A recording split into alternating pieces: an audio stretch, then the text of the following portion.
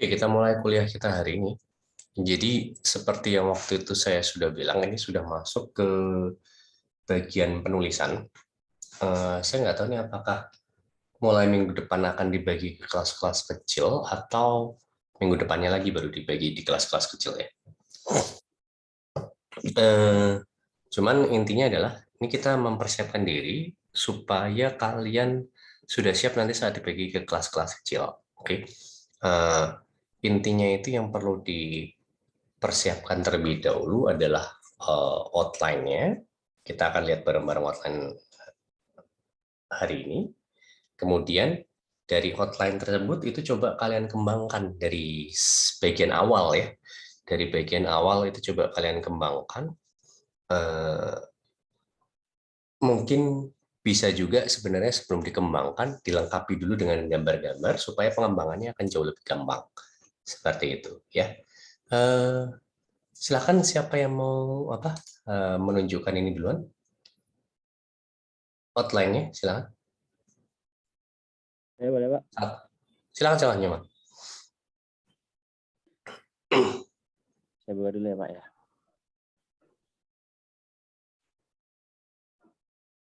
Langsung di share screen aja.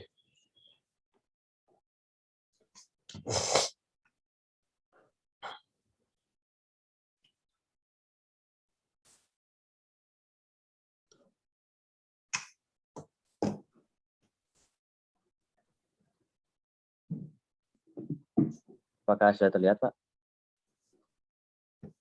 Ya, sudah. Oh, ini Oh. malah kamu udah nulis intronya. Ini Pak. Jadi ini kan dari TA. Mhm.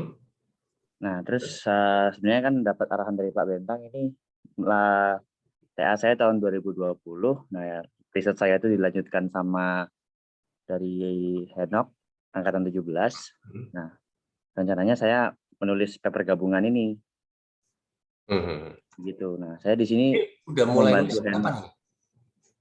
Kenapa? Udah mulai nulis dari kapan ya? Ini dari Pak, sebenarnya dari semester lalu, Pak. Oke, oke. Gitu. Berarti Hari kalau ini kayak gitu tapi sudah langsung ke bawah aja intro, setelah itu ke bawah. Abstraknya memang belum ya. ya belum. Oke, lanjut. Metodologi, Kalau yang kemudian ini sudah ada metodenya, metode pengukurannya. Cuman ini ada yang ditambahkan Pak nanti untuk measurement-nya. Oke, lanjut ke bawah. Nah, nanti juga ada FEM, Finite Element Method. Jadi pembandingan simulasi sama dengan spesimen ujinya.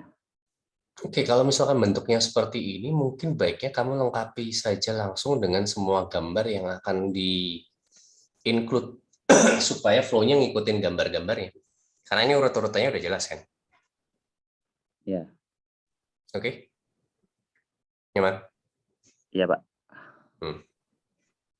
Jadi kan bisa dilihat ya, sebenarnya sudah ada arahnya kayak gimana.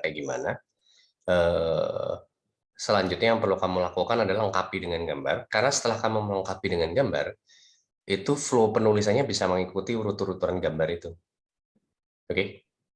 Iya Pak. Itu yang paling gampang seperti itu. Itu yang nyaman ya? Oke Pak. Hmm.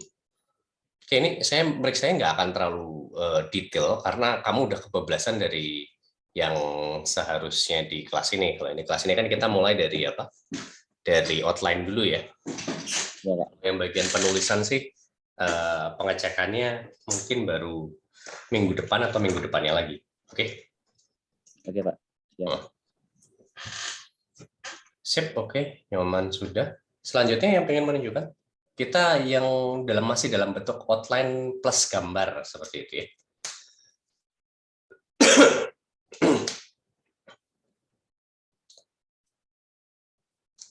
Yang sudah siapa? Atau saya tunjuk aja ini? Vincent gimana Vincent? Iya Pak, saya izin share screen ya Pak.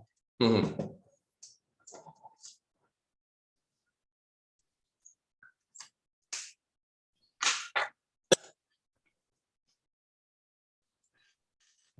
Sebentar. Screen. Ya, apakah sudah terlihat, Pak? Ya. Ya, untuk saya sih sebenarnya apa ya, Pak? Kan saya fast track, jadi paralel gitu sama TA-nya, Pak. Jadi untuk datanya masih belum ada sih, Pak. Ini untuk abstraknya kurang lebih saya 11-12 sama yang dari TA, tapi belum saya ganti saya ganti dikit-dikit dong, Pak. Terus introduction ini Abstrak itu kamu malah sudah nulis ya. Oke, kata kemarin ada di apa? TA1 ya. ya, Pak. Iya, Pak. Tapi Terus untuk itu nah ini kalau ini masih bentuknya online ya. Oke. Semester enggak? Intro dulu intro. Kita bagian intro yang sudah bentuknya outline biar kelihatan. Pembimbing kamu siapa? Jangan dulu. Jangan kok. ya, Atas maaf, dulu. Pak. Pembimbing kamu siapa? Pak Tri, Pak. Tri Pak. Pratosa. Alfred.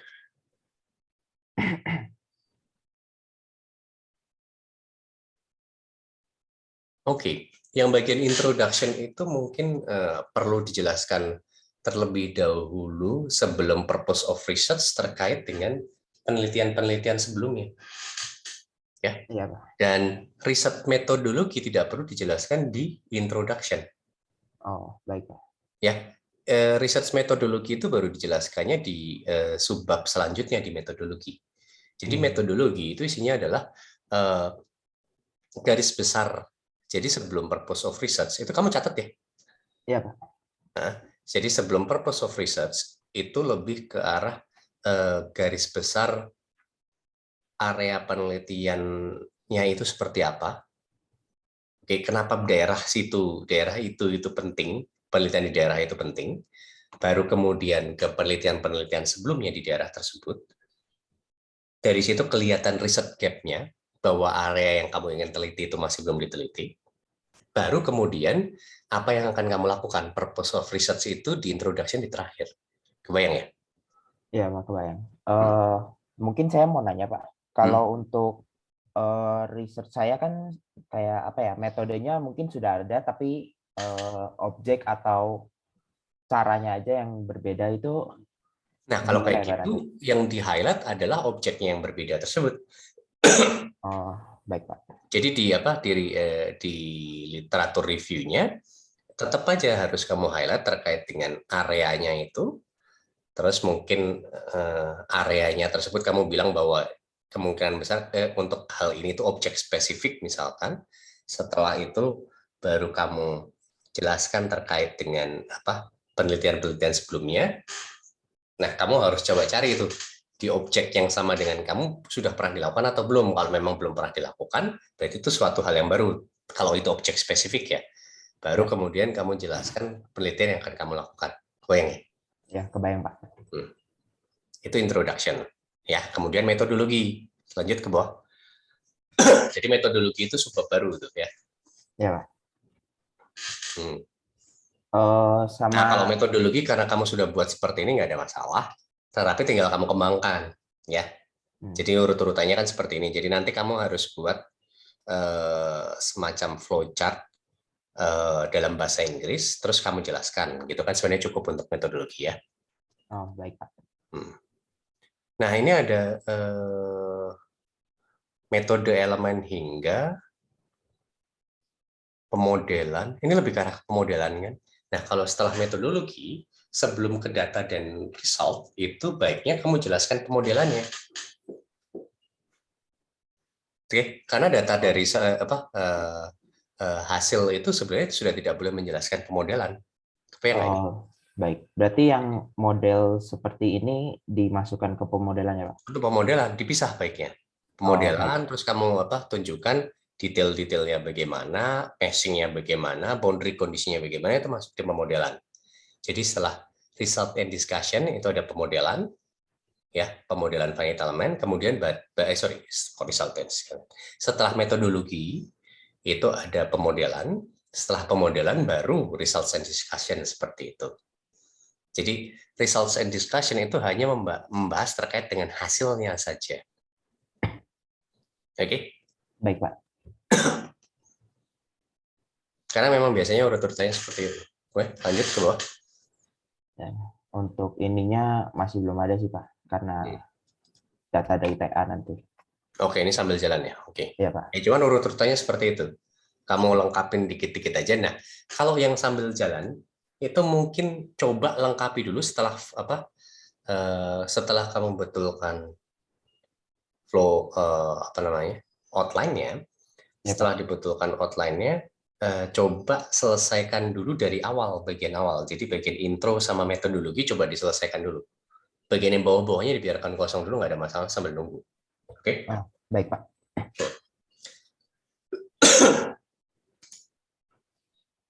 Oke, Vincent sudah. Selanjutnya?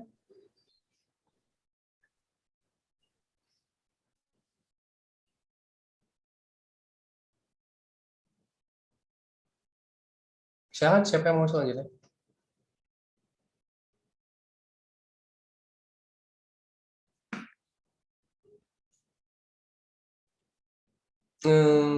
Saya boleh deh, Pak. Ya silakan. Oke. Langsung aja, langsung share screen nih. Ya, Pak. Oke. Jadi saya juga fast track, Pak, jadi sama kayak Vincent. Jadi data-datanya Pembimbing kamu siapa?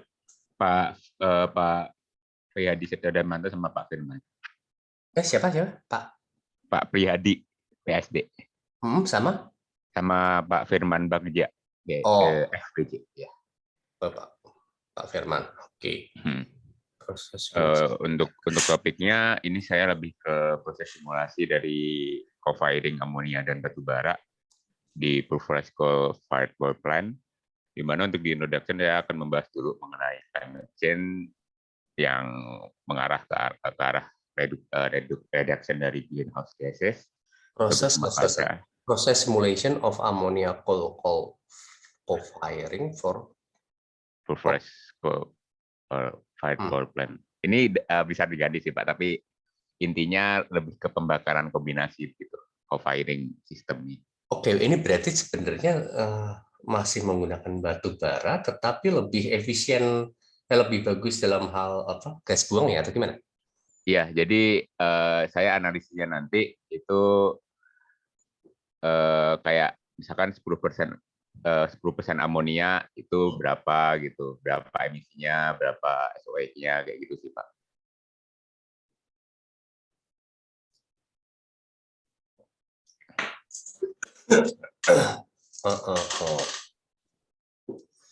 Oke. Ya, ini intinya hubungannya sama gas buang ya berarti ya? Iya, lebih ke gas buang, ya. Nah ini satu lagi, ini ya, ada Pak. beberapa dosen itu yang sebenarnya secara penulisan memang termasuk yang sudah bagus ya. Nah untuk kasus kamu Haikal, dalam hal ini saya minta kamu untuk konsultasi sama Pak Firman ya, karena Iya, Pak Firman itu termasuk salah satu dosen yang harusnya secara penulisan termasuk yang sudah oke. Jadi seharusnya Pak Firman tahu proses yang baik dan benar, penulisan yang baik dan benar seperti apa. Ini kamu harus koordinasikan dengan Pak Firman ya. Apakah sesuai atau tidak, apalagi di topiknya agak jauh dari saya ya. Oke, saya cuma akan memberikan secara garis besar aja. Yeah. Oke, introduction climate change. Oke. Untuk online ini saya sudah konsultasi juga sih, Pak, sama Pak Firman.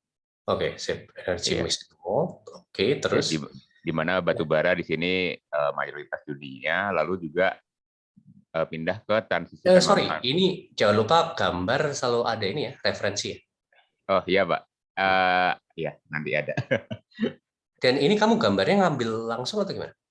Ini saya bikin sendiri, Pak, di Excel. Udah bagus. Ya. Sip. Terus seperti biasa juga, karena nanti akan ada caption, si power generation di atas itu nggak perlu ada.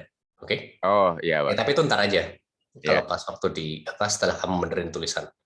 Oke, transition to non-carbon power generation. Di mana di sini saya membahas tentang hidrogen dan amonia dulu, namun di hidrogen itu ada beberapa masalah, makanya kebanyakan peneliti itu lebih prefer ke amonia daripada hidrogen, karena hidrogen sendiri untuk transportnya lebih mahal, lalu juga buat storage dia juga harus didinginkan sampai minus 300 derajat Celcius gitu. Jadi lebih prefer pakai amonia di mana cuma cukup sampai minus 30 derajat Celcius. Lalu setelah itu baru ke amonia combustion karakteristik. Di sini saya cuma review saja. Lalu baru ke review amonia coal co-firing. Jadi sudah ada beberapa penelitian pembakaran kombinasi amonia dan batu bara. Namun di sini itu belum ada penelitian tentang sistem totalnya gitu Pak. Jadi di sini itu ya cuma dia eksperimen dibakar aja dengan apa ya? Pokok belum ada gitu yang integrated coal and ammonia power plant gitu. Oke, berarti kebaruannya di situ ya? Iya, kebaruannya di situ. Lalu di sini untuk ini saya agak sebelum metodologi kelewat itu ya. Jadi intinya setelah kamu menjelaskan kebaruan ammonia coal firing, terus habis itu there is no development itu kan berarti kan menjelaskan bahwa kebaruannya arahnya ke sana. Nah, baru ada satu alinea tambahan lagi setelah itu yang menjelaskan terkait dengan apa yang kamu akan lakukan. Secara planningnya loh. Jadi kayak apa yang akan kamu lakukan itu biasanya ditaruh di alinea terakhir. Jadi setelah kamu menjelaskan bahwa daerah sini masih kosong loh, masih belum ada yang melakukan penelitian. Jadi penelitian terkait ini perlu untuk dilakukan. Nah, pada penelitian ini kami akan melakukan ini. Oke. Jadi apa yang dilakukan di paper tersebut itu dijelaskan. Oke.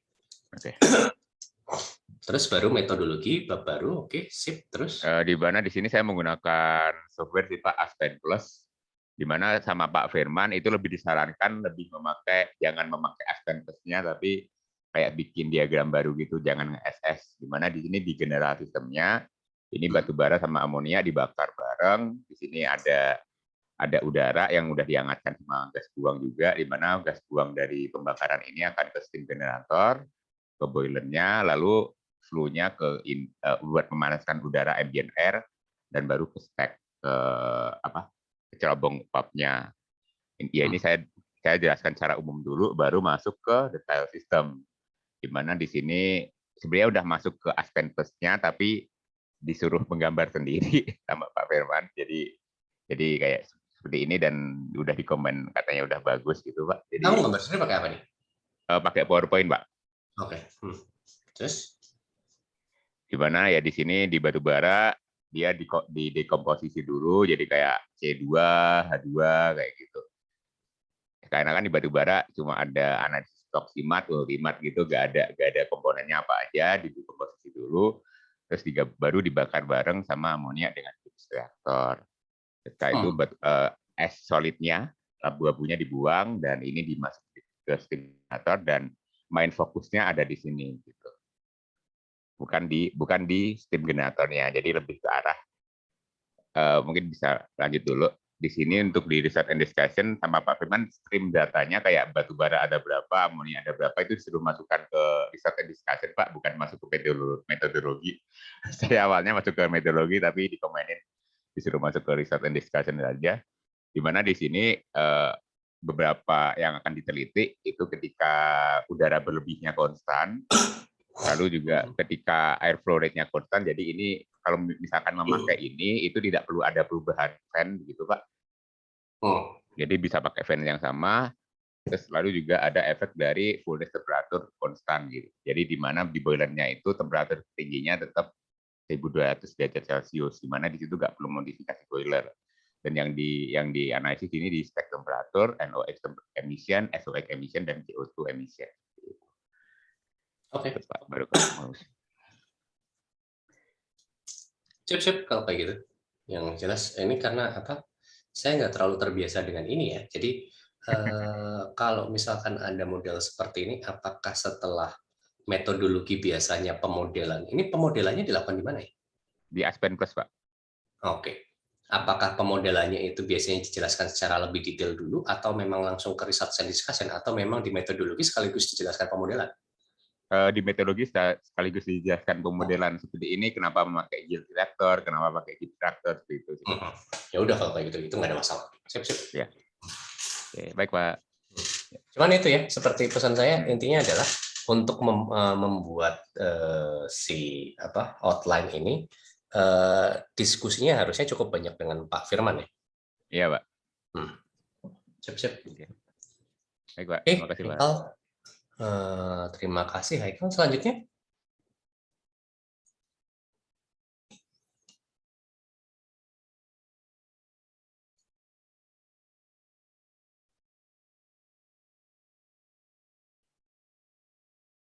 Siapa lagi tadi yang mau ini? Kalau Raymond gimana Raymond? Ya Pak, sebentar Pak, saya izin share screen dulu ya Pak.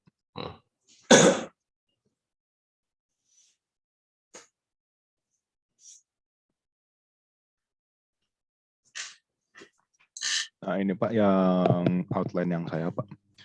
Polyester Yarn Combs RGB value under UV light. Ini pembimbing kamu siapa? Dulu di S1 saya di luar ITB Pak. Oke.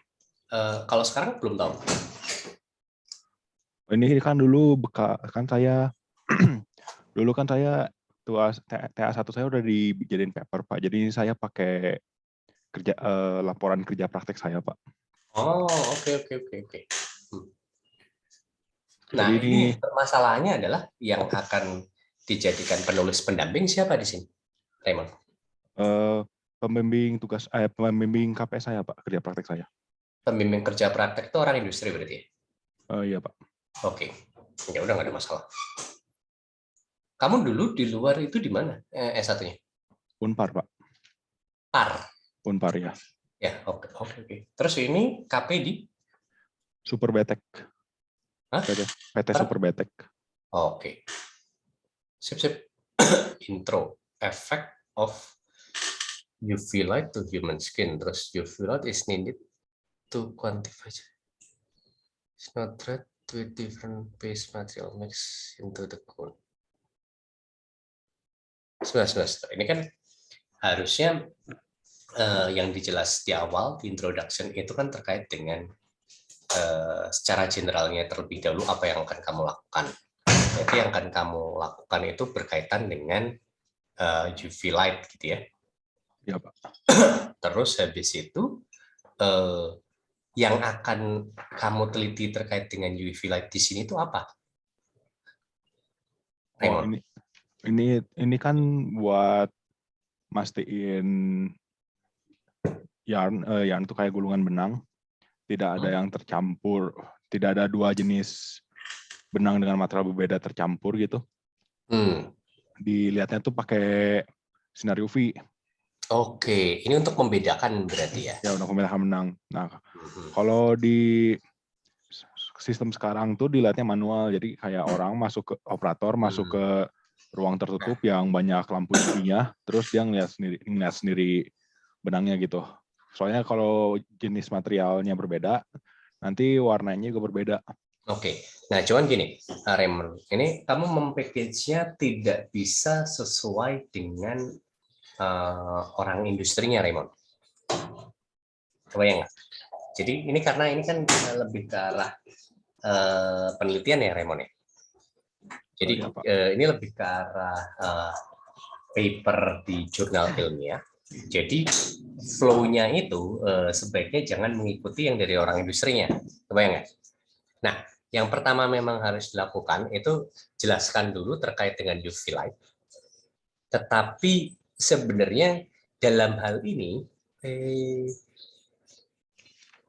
efek itu tidak ada hubungannya dengan human skin kan ya? Yang kamu lakukan sekarang nggak ada hubungannya dengan human skin kan, Raymond? Nggak ada Pak. Nggak ada. Nah, mungkin langsung saja karena ini tuh kan UV light yang kamu ini tidak ada hubungannya dengan dengan human skin, itu langsung dijelaskan saja secara garis besar UV light itu dalam UV light sama yang RGB itu ya, dalam membedakan barang itu sudah dilakukan di mana saja gitu di penelitian-penelitian sebelumnya. Oh iya Pak.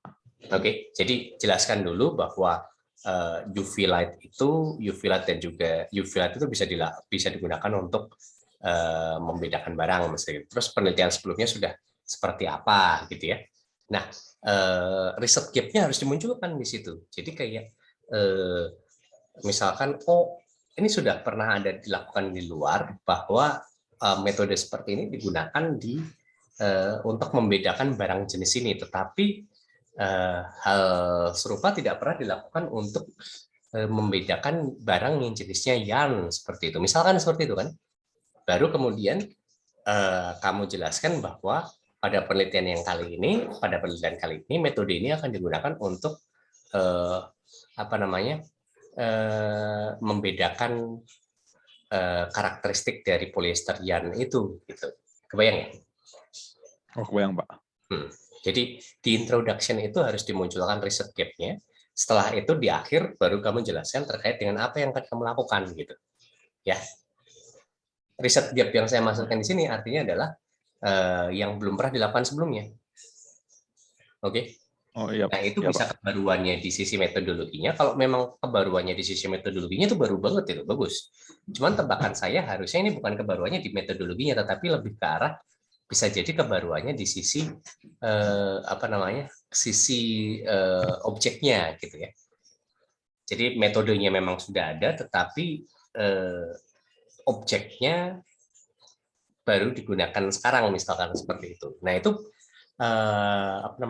untuk mendapatkan riset gap itu harus dilakukan literatur review ya. Oke Raymond? Oke Pak. Sip.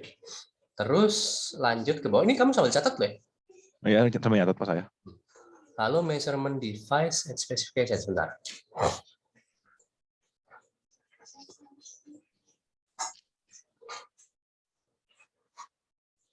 And specification. Oke, type of camera. Oke, lanjut ke bawah. Saya coba lihat dulu secara garis besar dulu.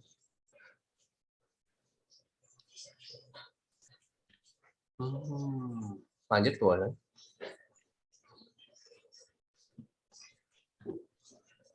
Oke. Kalau kayak gitu kok kelihatannya ini ya. Kamu kekurangan satu bagian. Ini tiba-tiba langsung ke alatnya ya tadi.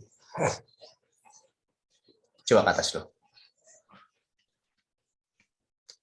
Atas lagi, ya ini kan langsung menjelaskan alatnya, measurement device and specification. Ini si measurement device-nya itu beli atau gimana? Bikin Pak. Bikin. Nah, kalau misalkan bikin, berarti sebenarnya kamu jelaskan terlebih dahulu terkait metodologinya. Untuk melakukan itu, apa yang kamu lakukan?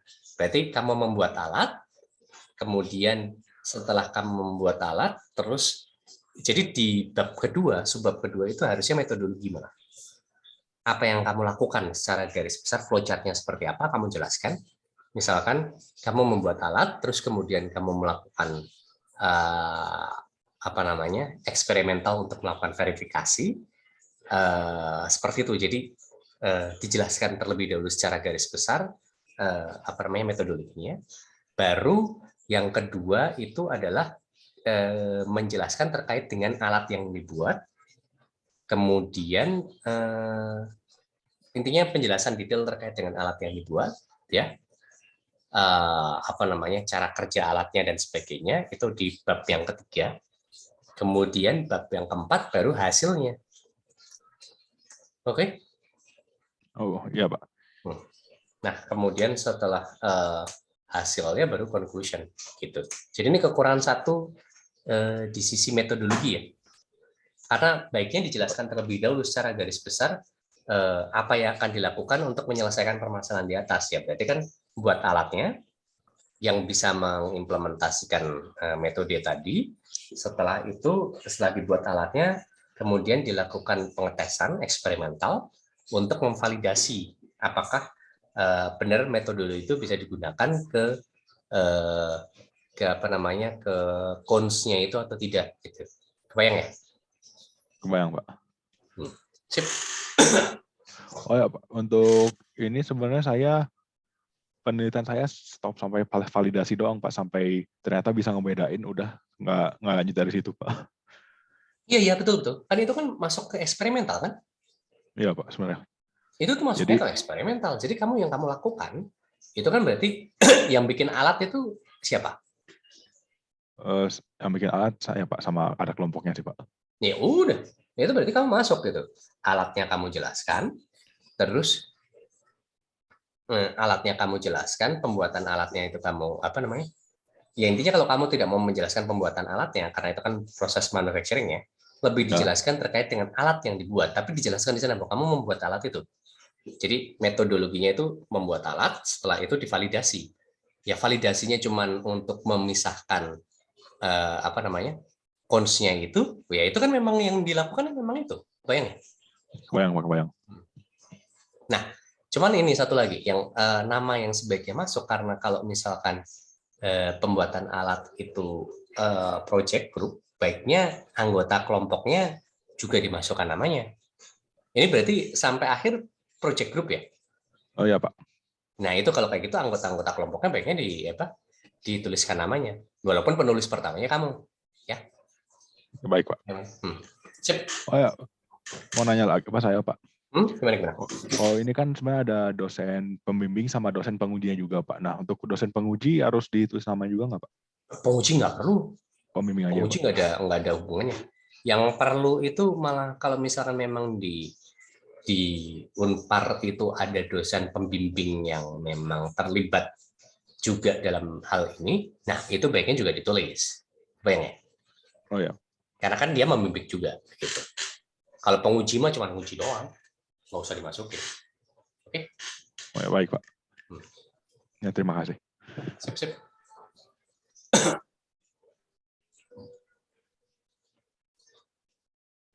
Lanjut, selanjutnya. Siapa silakan? Yang sudah ada?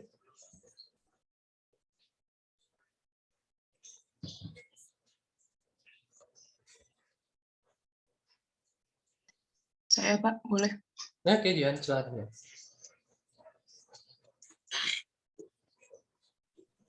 Langsung share screen saja ya.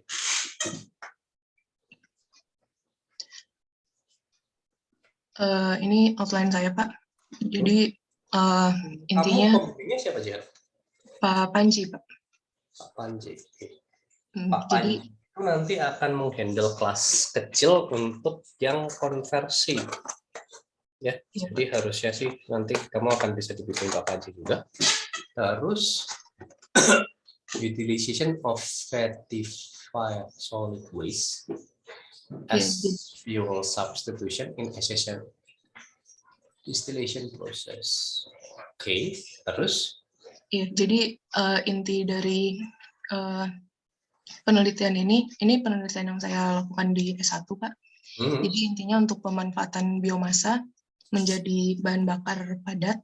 Nah saja. S1 kamu pembimbingnya siapa? Pak Panji. Pak Panji juga. S2 pembimbingnya Pak Panji. Iya. Iya Pak. Jadi kalau yang S2 belum tahu atau sudah tahu? Itu sudah tahu arahnya tapi belum mulai Pak. Oh, oke. Sip.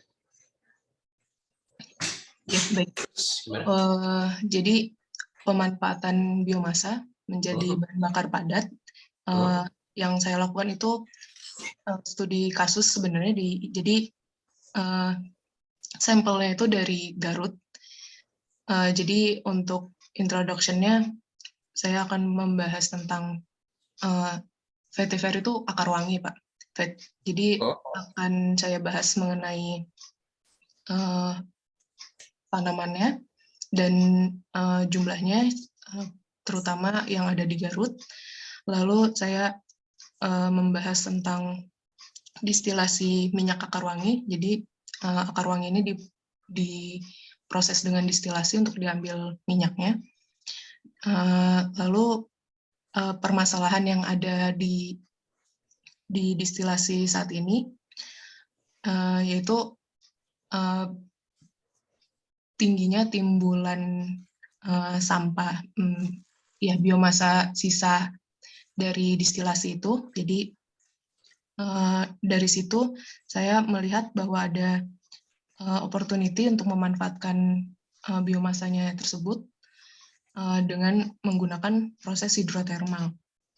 Nah, selanjutnya saya akan membahas mengenai hidrotermal, proses hidrotermal yang dari biomasa yang sudah pernah dilakukan. Itu untuk introduction-nya, Pak. Setelah kita lihat bareng-bareng ya. Jadi intinya itu. Oke. Sebentar. Tetapi kok saya nggak terlalu setuju kalau penjelasannya cuma yang di Garut doang. Walaupun memang salah satunya di Garut boleh, tetapi apa namanya? Ini memang akan digunakan di Vetiver plan itu ya? Rencananya dulu seperti itu, Pak.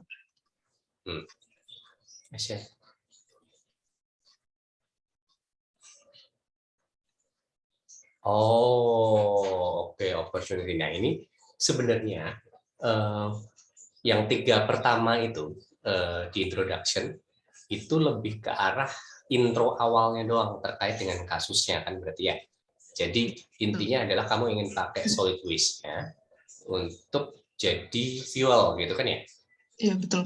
Terus setelah itu baru kamu jelaskan terkait dengan studi-studi sebelumnya. Jadi ini literatur review-nya harus kuat ya di sana. Jadi studi-studinya terkait dengan itu, terutama yang hubungannya dengan si Vetiver solid waste itu sebagai solid fuel ya, berarti. Iya, Pak. Itu apa? Coba lihat studi-studi terdahulu di sebelumnya terkait dengan itu bagaimana. Kemudian kamu coba cari riset gap-nya di sana, apakah beneran ada atau tidak yang akan kamu lakukan, gitu. Oke. Nah, kalau misalkan memang belum ada yang melakukan, ya kamu kemudian jelaskan bahwa ini penting untuk dilakukan dan yang akan kamu lakukan apa saja gitu. Kebayang ya, Jihan? Iya, Pak. Baik, Pak. Jadi intinya adalah previous study itu tujuannya apa namanya? Studi literatur itu tujuannya untuk mendapatkan si riset gap-nya. Riset gap-nya supaya apa yang akan kamu lakukan itu memang benar-benar kelihatan belum pernah dilakukan sebelumnya gitu. Oke. Nah, tetapi kalau misalkan itu sudah pernah dilakukan sebelumnya, nah coba kamu lihat lagi secara lebih mendalam apakah ada riset gap lainnya yang masih bisa kita highlight atau tidak. Misalkan apakah hal tersebut pernah dilakukan untuk yang apa Vetiver solid waste atau tidak, seperti itu. Kebayang ya? Iya, Pak. Dari yang untuk meng-highlight kebaruan dari penelitian yang akan kamu lakukan gitu loh. Ya. Iya, Pak. Jadi dari yang sudah saya baca waktu itu untuk menggunakan proses hidrotermal sendiri itu belum ada, Pak, untuk yang Vetiver ini. Nah, kalau kayak itu bagus. Berarti kamu highlight-nya ke sana. Jadi coba tunjukkan bahwa yang pernah dilakukan adalah seperti ini, dan kamu highlight di akhir bahwa hal ini belum pernah dilakukan dan ini penting untuk dilakukan sehingga pada penelitian ini kamu akan melakukan A, B, C, D seperti itu gitu ya. Baik, Pak.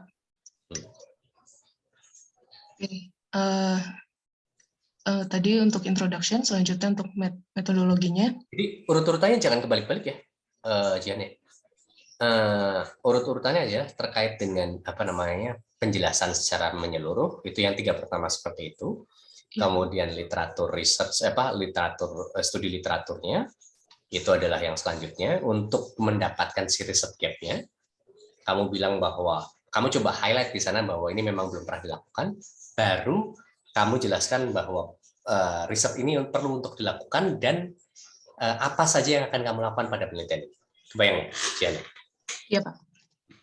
Jangan kebalik-balik. Ya, seperti ini ya, Pak. Tuh, ya, gitu aja. Sip. Terus lanjut.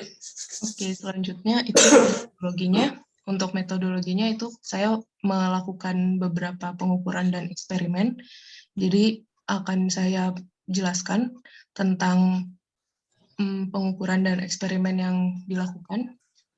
Lalu dijelaskan juga standar yang digunakan dalam pengukuran dan eksperimennya. Kalau dalam hal ini ada beberapa ASTM yang dilakukan yang mendasari pengukuran dan eksperimennya. Dan setelah itu mengenai parameter proses dari eksperimen yang dilakukan. Oke. Sip. Itu dalam penjelasan metodologi baiknya ada flowchart-nya. Oke, Pak. Jadi kamu coba tambahkan flowchart-nya supaya penjelasannya lebih enak gitu. Walaupun juga tetap harus dijelaskan dengan kata-kata. Gitu ya, Jian? Siap, baik, Pak. Lalu selanjutnya itu untuk hasilnya itu sebentar. Metodologi itu ini nanti ada eksperimental atau hanya pemodelan? eksperimen, Pak. Eksperimen. Nah, setup eksperimennya seperti apa setelah metodologi harusnya kamu jelasin. Oh, jadi peralatannya gitu, Pak? Ya, betul. Kecuali ya kalau kamu mau pakai cara yang tadi itu yang bimbingannya Pak Firman Bagja siapa tadi? Yang yang pemodelannya itu dijelaskan sekaligus di metodologi. Nah, itu terserah. Cuman harus ada penjelasan terkait dengan setup eksperimen.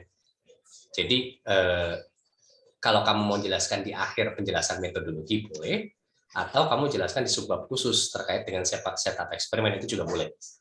Itu kalau yang itu kamu coba diskusikan sama Pak Panji. Stylenya Pak Panji lebih kayak yang mana gitu ya. Oke, Pak. Kebayang ya, Jen? Ya, saya rasa sih kalau untuk setupnya bisa dimasukin di sebelum proses parameter ini sih, Pak. Ya, cuman harus ada penjelasan itu ya. Harus ada penjelasan terkait dengan setup eksperimennya. Setelah misalkan penjelasan setup eksperimen, mungkin baru kamu jelaskan terkait dengan parameter-parameter dari, ya intinya adalah dua hal itu harus dijelaskan lah ya. Oke. Paham, Pak. Oke, selanjutnya itu membahas hasilnya. Jadi untuk hasilnya itu saya, jadi produk dari proses hidrotermal itu ada dua, Pak. Yaitu produk padatannya dan ada produk cairannya. Itu akan saya bahas masing-masing. Untuk produk padatannya itu saya akan membahas beberapa karakteristik dari produk padatannya. Itu massa jenis, nilai kalor, energy density, dan mass yield dari produknya. Yang dibahas itu berdasarkan parameter proses yang dipilih. Jadi untuk parameter prosesnya itu saya bahas masing-masing. Selanjutnya untuk produk cairnya itu saya bahas mengenai kandungan NPK-nya karena produk cair ini bisa dijadikan pupuk cair ya, Pak. Selanjutnya itu lebih ke arah. Kalau kamu mau menjelaskannya seperti itu, di metodologi jangan lupa dijelaskan. Kemudian bagian introduction pun juga harus dibahas singkat ya, karena tadi kelihatannya yang di introduction fokusnya lebih ke arah yang padatan ya. Iya, Pak. Kebayang ya ini maksudnya? Karena ini kan kamu ingin menjelaskan secara runut ya. Jadi apa yang kamu lakukan itu sebaiknya apa yang akan kamu lakukan itu di nomor 1 terakhir itu ya, di introduction yang bagian terakhir itu dijelaskan juga terkait dengan kamu akan melakukan analisis juga kepada bagian yang cairannya itu gitu.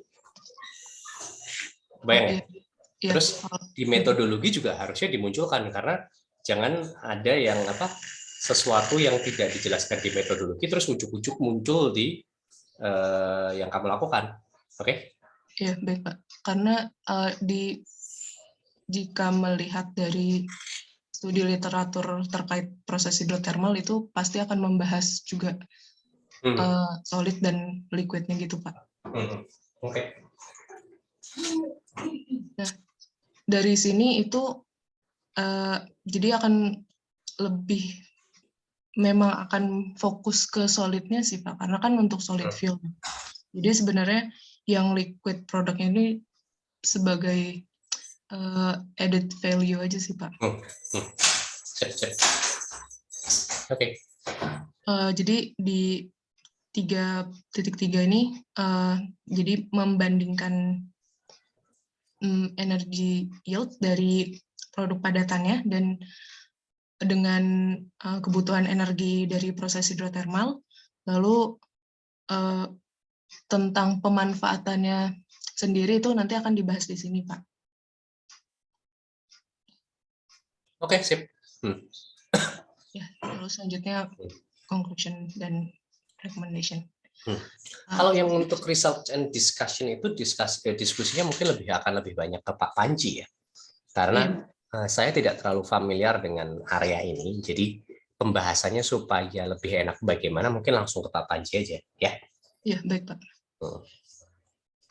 Dan lagian juga nanti minggu depan atau minggu depannya lagi itu kan yang akan membimbing penulisan kamu lebih ke arah Pak Panji. Pak Panji itu nanti jadi dosen tambahan yang membimbing kelas kecil, Jihan, ya, dan juga yang lain. Jadi nanti yang daerah yang areanya dikonversi energi nanti akan dibimbing oleh Pak Panji dalam penulisannya. Yang akan tetap di kelas ini nanti mungkin akan ada perubahan lumayan ya. Jadi yang akan tetap di kelas ini kemungkinan yang areanya lebih ke arah ke perancangan mesin.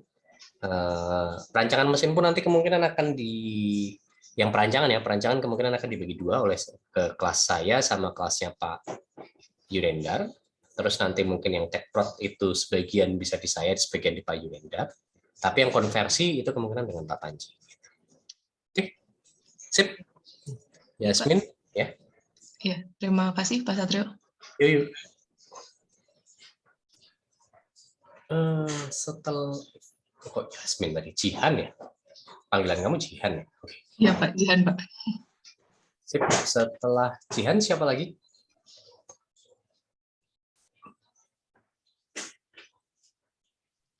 Saya boleh, Pak. Oke, Yusril, silakan Yusril. Nah ini Pak, jadi papernya itu akan tentang yang... Kamu nggak usah jelasin ke saya. Oke, negative impact of the abnormalities. Oke. Challenges of the negative impact of Joe abnormalities. Oke, berarti di awal itu kamu jelasin terkait dengan apa namanya, kalau ada kelainan di rahang, efeknya seperti apa ke manusianya ya gitu ya? Iya Pak. Terus habis itu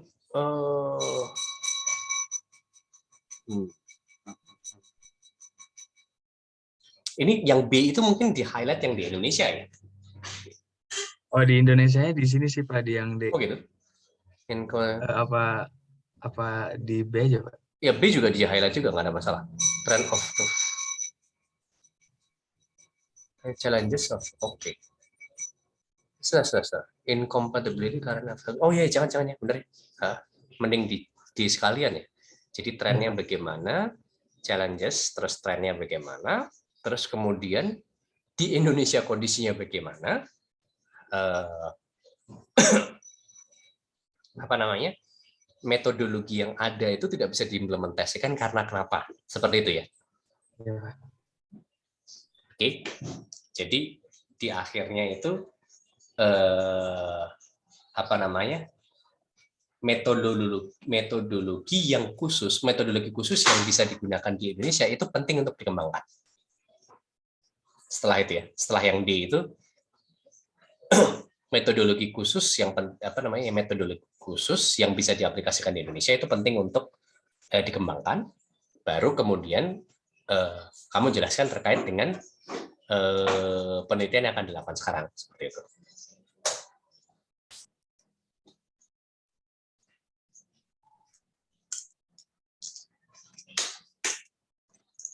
Terus material and methods, material methods. Nah ini tuh karena kita paper metodologi, material and method, CT scan patient. Oke, lanjut ya. Coba saya lihat secara keseluruhan dulu. Material and method. Ke bawah coba. Lagi ke bawah.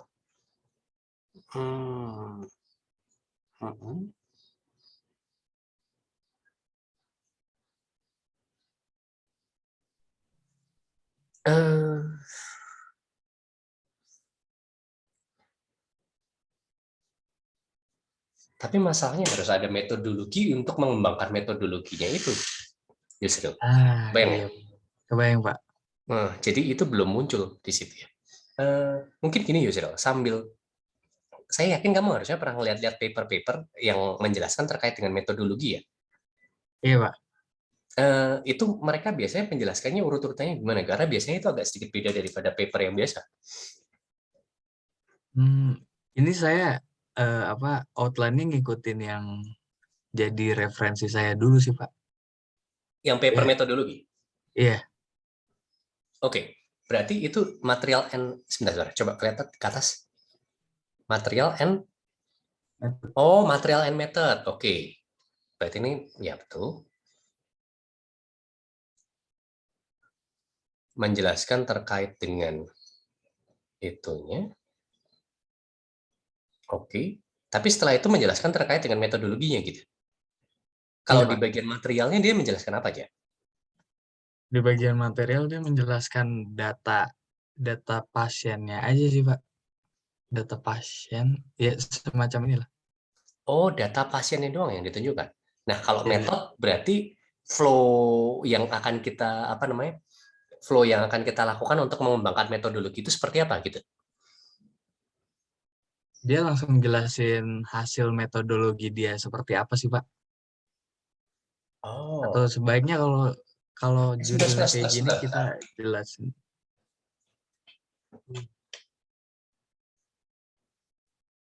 Metodologi enaknya gimana ya? Karena kita kan ingin agak sedikit beda sama paten sih. Bisa jadi bisa jadi seperti yang dia lakukan, kita langsung menjelaskan metodologinya. Setelah kita jelaskan metodologinya secara lengkap, walaupun di metodologi itu penjelasan metodologi itu ada tujuan-tujuannya gitu ya, itu dijelaskan secara detail di sana. Baru kemudian hasilnya gitu ya. Nah, iya, Pak. Mungkin kalau paper kayak gitu betul sih. Coba. Coba ke bawah.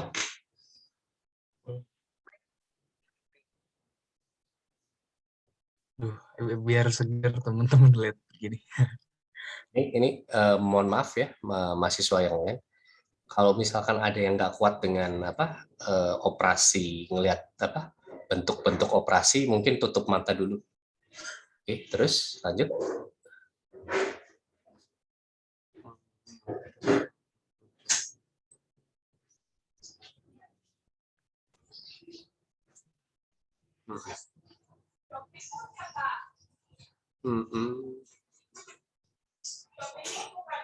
Ternyata paling jadinya kayak gitu ya, Yusril.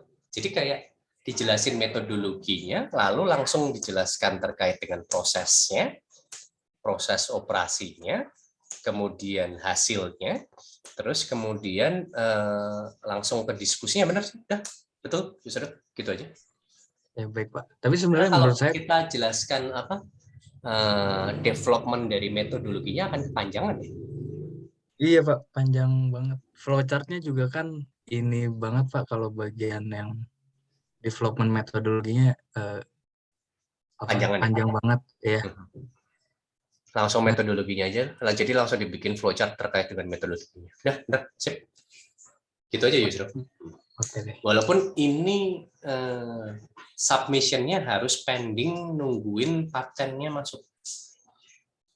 Ya, karena yang sekarang itu kan yang terakhir kemarin ada revisi kan masih yang template ya? Iya, yang waiver belum, Pak. Yang waiver belum. Oke. Oke deh. Terima kasih banyak, Pak. Nah, jadi kamu lengkapin sama yang metodologi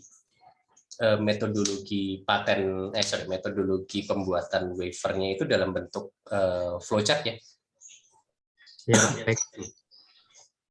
Sip. Lanjut. Kalau Rifki gimana, Ki? Saya izin share screen, Pak. Tadi itu yang sudah siapa? Vincent, Raymond, Nyoman, Sril, Jihan. Kayak gini, Pak. Group different type of bus accident. Fatal accident, literature dan masalah. Oke, rollover ya. Terus ini gambar yang di B itu harus digambar ulang dalam bentuk grafik sendiri ya, walaupun tetap merefer papernya ya. Oh iya Pak, ini udah gambar ulang sih Pak. Oh, ini kamu udah gambar ulang? Iya Pak. Siap. Terus the bus superstructures needs to be analyzed to ensure that it is safe. Ya.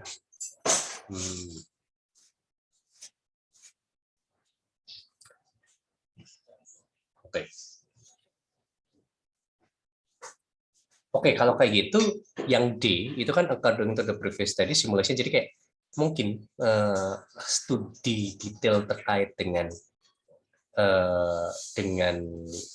literatur sebelumnya itu perlu melihat apakah di studi-studi sebelumnya selain dengan studi kita ditunjukkan ya betul, tetapi studi lainnya juga harus ditunjukkan juga. Apakah di studi-studi lainnya itu simplifikasinya itu seperti apa? Oke. Oh ya, oke Pak.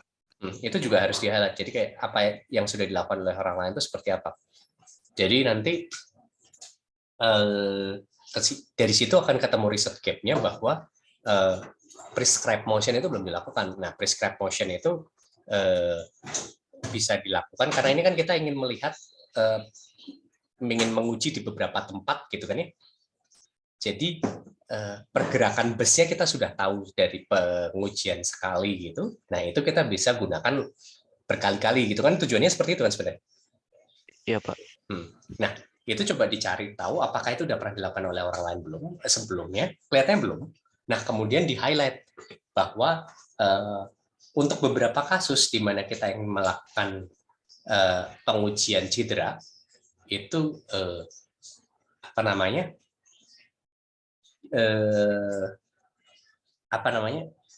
yang sudah dilakukan sebelumnya itu terlalu boros karena pergerakan dari si sampingnya ya, sisi sampingnya itu terlalu intinya adalah simulasinya terlalu panjang lah, kebayang ya Ki ya? Iya Pak. Nah, makanya pada penelitian ini kita akan melakukan ini gitu loh. Tujuannya itu supaya pergerakan kita ambil sekali dari model yang utuh, kemudian kita gunakan berulang-ulang di model yang ada di kita ini. Oke? Jadi penjelasan urut-urutan penjelasannya seperti itu ya, Ki.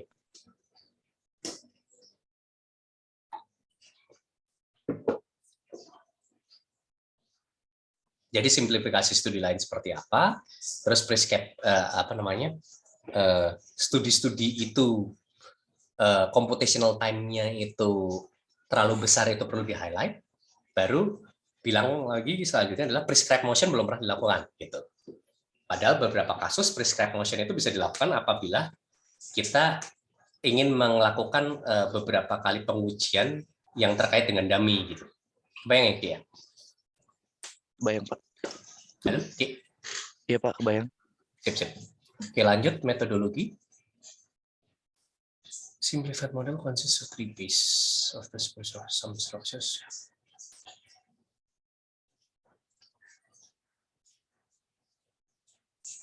Kelihatannya metodologi itu dijelaskan secara garis besar dulu terkait dengan flowchart garis besarnya, Ki. Itu dimunculin dulu. Baru kemudian ini kan sudah masuk ke daerah ranah modelingnya. Iya Pak. Ini saya taruh flowchart di bawah juga sih Pak. Oh, oke. Nah, itu harusnya flowchart-nya malah di awal metodologi. Jadi sebelum kamu menjelaskan modeling itu jelaskan dulu dengan flowchart-nya dan juga garis besar metodologinya seperti apa. Terus kemudian baru jelaskan terkait dengan modelingnya. Coba ke bawah. Oke. Nah, ini kelihatannya karena kasus kita itu cukup besar masalah modelingnya, metodologi sama modelingnya dipisahkan. Oh, oke, Jadi modeling itu karena ada modeling dummy, ada terkait dengan grad dummy. dummy itu kan juga harus dijelaskan terkait dengan apa namanya 50 percentile-nya itu kemudian perlu ada di scaling ya. Iya. Itu perlu dijelaskan. Jadi itu masuk ke bab 3 pemodelan si penyederhanaan model sama dummy-nya itu dijelaskan di bab 3 terkait dengan khusus modeling itu. Oke. Oke, Pak. Terus habis itu results and discussion coba.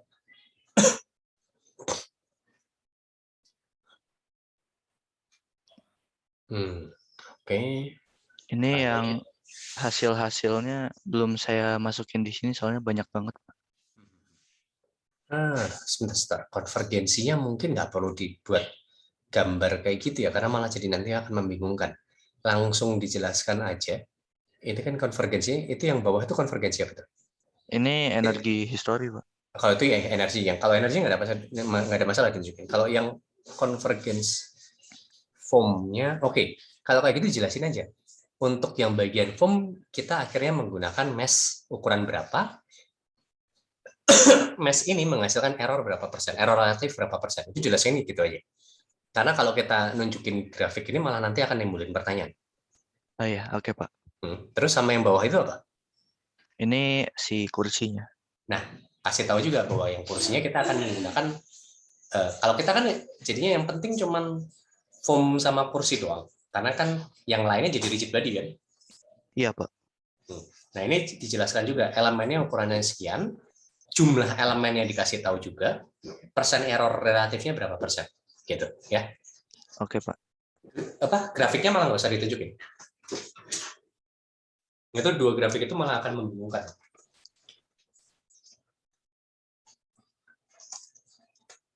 Oke, siap. Terus energi, oke, sip. Passenger head.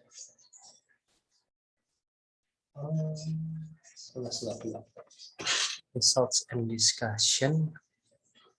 Oke, berarti di awal itu kamu jelaskan terkait validitas resultnya, baru kemudian kamu jelaskan hasil-hasilnya. Yang CD itu yang hasilnya banyak banget ya? Iya, Pak. Sip.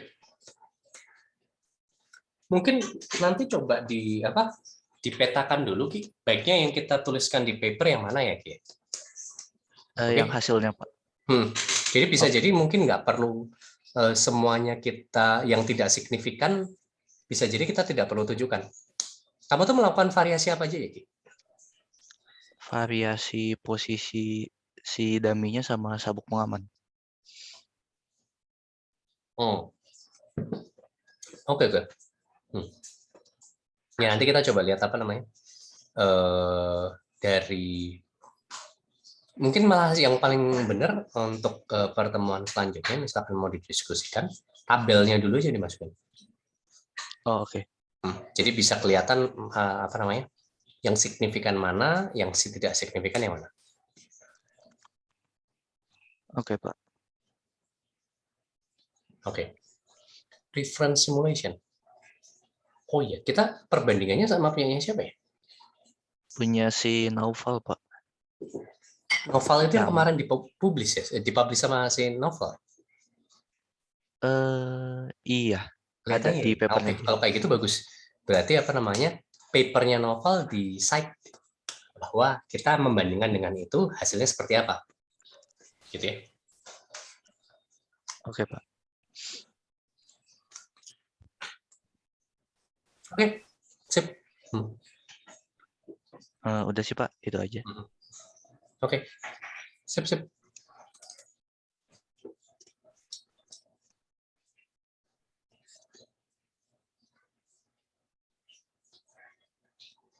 Nah, untuk kelihatannya ini untuk minggu depan, pembahasan kita masih di daerah flowchart, di daerah outline dan juga gambar ya. Karena baru minggu depannya lagi yang kemungkinan kelasnya sudah dibagi-bagi. Nah, nanti pengembangan dari outline dan outline bergambar itu baru akan dibahas di kelas-kelas kecil seperti itu ya. Jadi bagi yang tadi sudah mengecekkan ke saya, bagi yang tadi sudah mengecek ke saya, itu tolong diperbaiki outline-nya. Mungkin bisa langsung juga dimulai terkait dengan pengembangan dari outline tersebut seperti itu. Nah, bagi yang belum mengecek ke saya untuk outline dan juga gambar outline itu, minggu depan kita coba selesaikan semua ya. Karena ini tadi kelihatannya separuh sudah saya handle hari ini.